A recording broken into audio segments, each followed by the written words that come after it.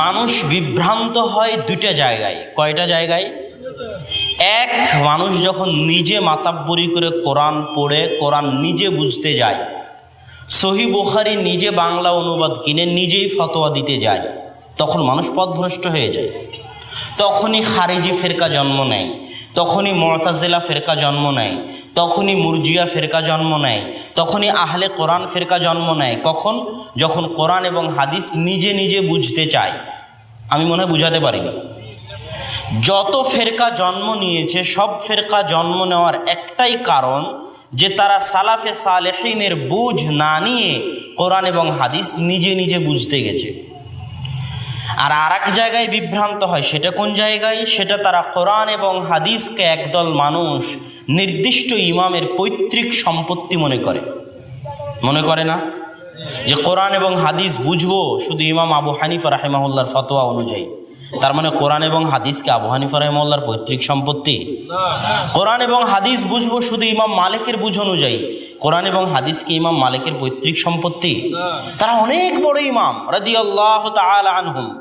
আমরা তাদেরকে গালি দেওয়া তো বহু দূরের কথা, যারা এই সমস্ত মহতী ইমামদের গালি দেয় আমরা তাদেরকে মুসলমানও মনে করি না। কিন্তু যে যত বড়ই সম্মানী হোক, যে যত বড়ই মর্যাদাবান হোক, যে যত বড়ই শ্রেষ্ঠ হোক, যে যত বড়ই সম্মানী হোক, আমরা তাকে সম্মান করতে রাজি আছি।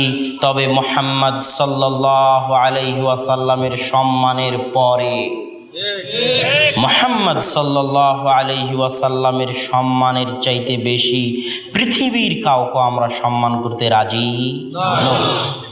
তো আইম্মায়ে কেরাম তো সম্মানী। দুই জায়গায় মানুষ বিভ্রান্ত হয়। নিজে নিজে কোরআন হাদিস বুঝতে গেলে বিভ্রান্ত হয়, নির্দিষ্ট ইমামের পৈতৃক সম্পত্তি মনে করে কোরআন হাদিস বুঝতে গেলে বিভ্রান্ত হয়। তাহলে মধ্যের রাস্তাটা কি? যেটা হেদায়েতের রাস্তা, সিরাতে মুস্তাকিমের রাস্তা, যেটা আল্লাহ বলছেন সিরাতে মুস্তাকিম কাদের পথ? যাদের প্রতি আপনি রহমত করেছেন। এই যাদের প্রতি আপনি রহমত করেছেন মানে তারা আগে চলে গেছে, তারাই সালাফে সালেহিন। তথা সালাফে সালেহিনের পথই হচ্ছে সিরাতে মুস্তাকিম। ওটাই আল্লাহ সুবহানাহু ওয়া তাআলা সূরা ফাতিহায় শিখিয়েছেন। এই জন্য মধ্যবর্তী রাস্তা হচ্ছে সালাফে সালেহিনকে অনুসরণ করা।